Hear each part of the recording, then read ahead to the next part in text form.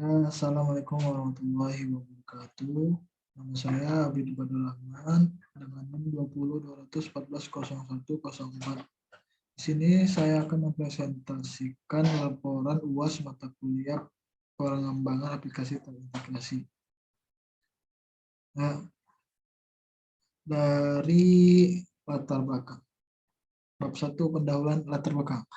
Cloud computing sudah menjadi suatu teknologi pokok yang diterapkan dalam penggunaan teknologi informasi kita sehari-hari. Banyak jenis layanan cloud yang dapat kita gunakan. Salah satu yang paling umum digunakan yaitu layanan storage as a service. Layanan cloud storage as a service memungkinkan penggunanya untuk menyimpan file-file yang dimiliki ke media penyimpanan yang berada pada jaringan cloud, sehingga pengguna tidak perlu khawatir mengenai ukuran media penyimpanan yang dimiliki karena penggunaan dapat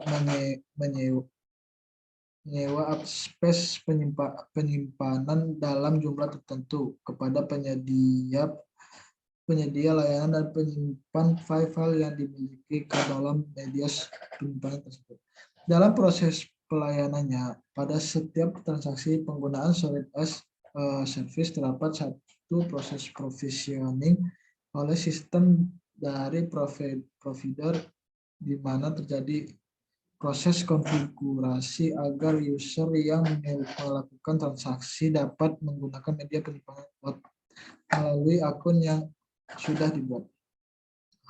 Dalam penerapannya, pada setiap proses provisioning akan dilakukan konfigurasi hardware dan software yang tersedia agar pengguna dapat mengakses layanan setelah mendaftar, dan tentunya semua proses tersebut sudah berjalan dengan otomatis melalui sistem provisioning.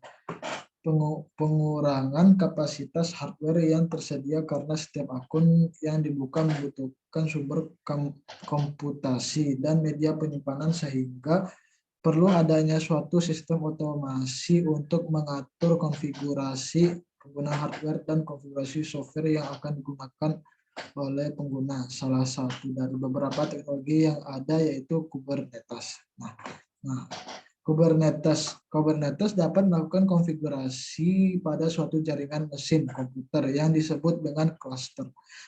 Cluster ini digunakan untuk menjalankan environment sebuah sistem berdasarkan parameter-parameter yang ditentukan oleh administrator Kubernetes dan mengatur bagaimana konfigurasi tersebut dijalankan. Selain itu, Kubernetes juga dapat menjaga sistem yang sudah berjalan agar tetap berjalan sebagaimana mestinya dengan metode fail-safe dengan cepat, karena Kubernetes menjalankan servis tersebut dengan menggunakan kontainer. Jika terjadi masalah pada sebuah kontainer, maka sistem otomasi Kubernetes akan membuat ulang kontainer yang bermasalah tersebut dengan menggunakan kontainer image yang sudah ditentukan.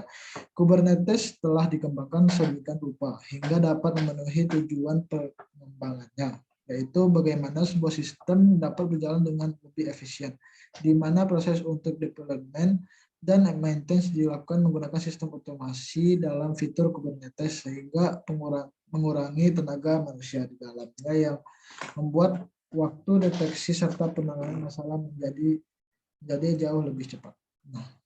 Kita masuk ke rumusan masalah. Berikut adalah rumusan masalah yang akan dibahas dalam laporan ini. Pengertian Kubernetes, komponen-komponen dari Kubernetes, objek yang ada di Kubernetes, pengaplikasikan Kubernetes. Tujuan dari laporan ini diantara sebagai berikut. Laporan ini digunakan untuk menjelaskan mengenai definisi, komponen, dan objek Kubernetes. Laporan ini digunakan untuk menjelaskan mengenai penggunaan Kubernetes, konfigurasi, dan penerapan konsep Kubernetes. Laporan ini digunakan untuk membuat sebuah aplikasi Kubernetes. Nah, manfaatnya dengan mempelajari Kubernetes diharapkan dapat menambahkan wawasan pada para pembaca dan juga saya sendiri mengenai teknologi cloud computing, terutama Kubernetes. Nah, kita masuk ke bab 2 yaitu pembahasan. Apa itu pengertian Kubernetes? Apa itu Kubernetes? Kubernetes dalam alat manajemen kontainer open source yang dihosting oleh Cloud Native Computing Foundation (CNCF). Ini juga dikenal sebagai versi board yang disempurnakan yang dikembangkan di Google untuk dikelola proses yang berjalan lama dan tugas batch yang sebelumnya ditangani oleh sistem terpisah. Kubernetes hadir dengan kemampuan untuk mengotomatiskan penerapan, penskalaan aplikasi, operasi wadah aplikasi di seluruh klaster. Ia mampu menciptakan infrastruktur yang berpusat pada kontainer. Kubernetes menyediakan manajemen environment yang berpusat pada kontainer.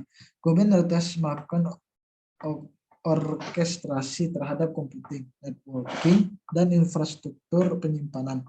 Fitur inilah yang kemudian membuat konsep platform as a service PaaS menjadi lebih sederhana, dilengkapi dengan fleksibilitas yang memiliki oleh infrastruktur as a service IaaS. Masuk ke komponen-komponen Kubernetes. Ada master. Komponen master menyediakan cluster control plane, control master berfungsi untuk mengatur penjadwalan, memulai pembuatan pod, replace. Ada node.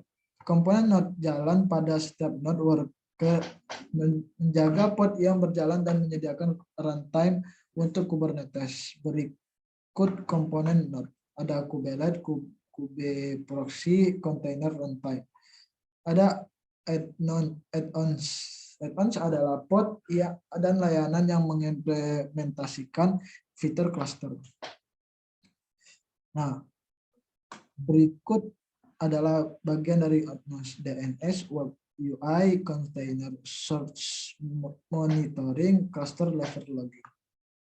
Nah, yang kedua yaitu objek Kubernetes. Kubernetes memiliki beberapa abstraksi yang mempresentasikan stage dari sistem kamu. Apa yang aplikasi atau workload lain yang ingin kamu jalankan, jaringan atau search disk apa yang ingin kamu sediakan, serta beberapa informasi lain terkait apa yang sedang cluster kamu lakukan. Abstraksi ini dipresentasikan oleh objek yang tersedia di API Kubernetes. Lihat ikhtisar objektif objek-objek Kubernetes untuk penjelasan yang lebih mendetail. Objek mendasar Kubernetes termasuk cloud service, volume, namespace. Sebagai tambahan, contoh dari controller ini adalah replika set, deployment, stateful set, daemon set, job.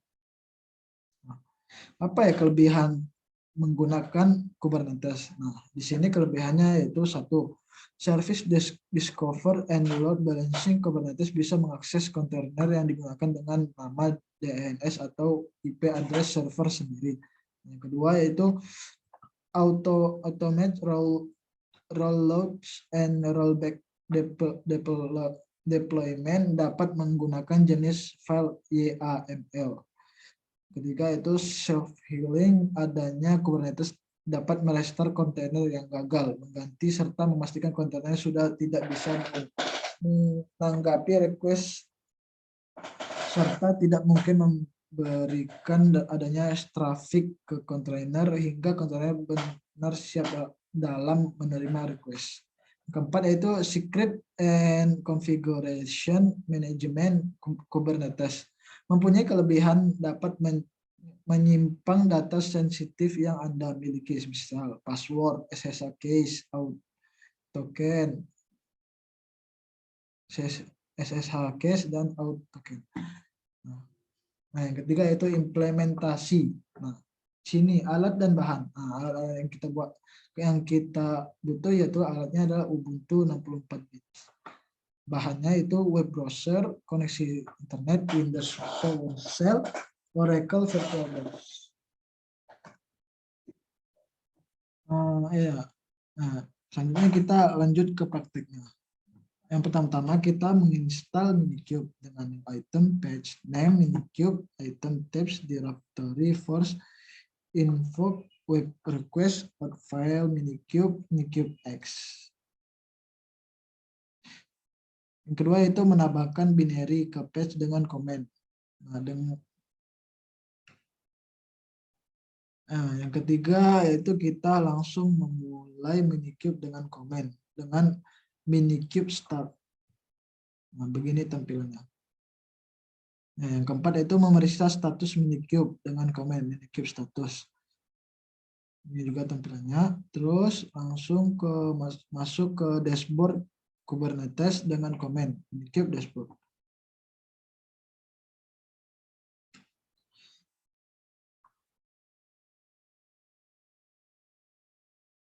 Terjadinya seperti ini. Nah, yang nomor 6 yaitu mendeploy komponen yang diperlukan yaitu Vault UI, Redis, Worker, DB, Result UI. Yang ketujuh itu spesifikasi yang dibutuhkan untuk Worker yaitu image, Scholar, DevOps, Worker, Latest, dan untuk Result menggunakan image, Scholar, DevOps, Vault, Result, port 80, service type, not port. Nah, yang ke-8 itu membuat namespace Vault.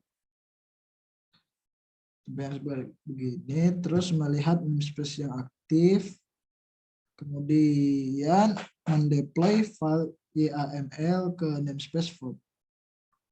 Ke-11, melihat pods yang aktif di namespace Vault. Selanjutnya, mendeploy Redis di namespace Vault. Setelah itu melihat pods yang aktif di namespace Vault,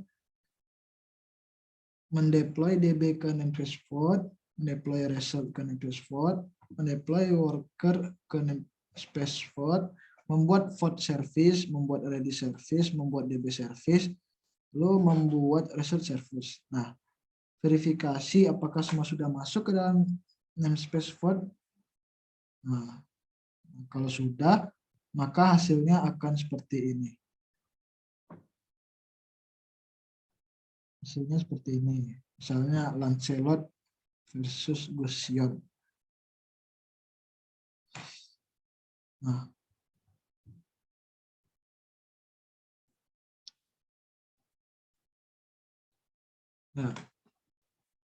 penutup. Kesimpulannya adalah, dari penjelasan di atas dapat disimpulkan bahwa Kubernetes merupakan platform open source yang digunakan untuk melakukan manajemen workloads aplikasi yang dikontainerisasi serta menyediakan konfigurasi dan otomatisasi secara deklaratif. Kubernetes berada di dalam ekosistem yang besar dan berkembang cepat. Service, support, dan perkakas Kubernetes tersedia secara meluas. Kubernetes memiliki komponen objek dan dapat dikonfigurasikan. Sekian presentasi dari saya. Assalamualaikum warahmatullahi wabarakatuh.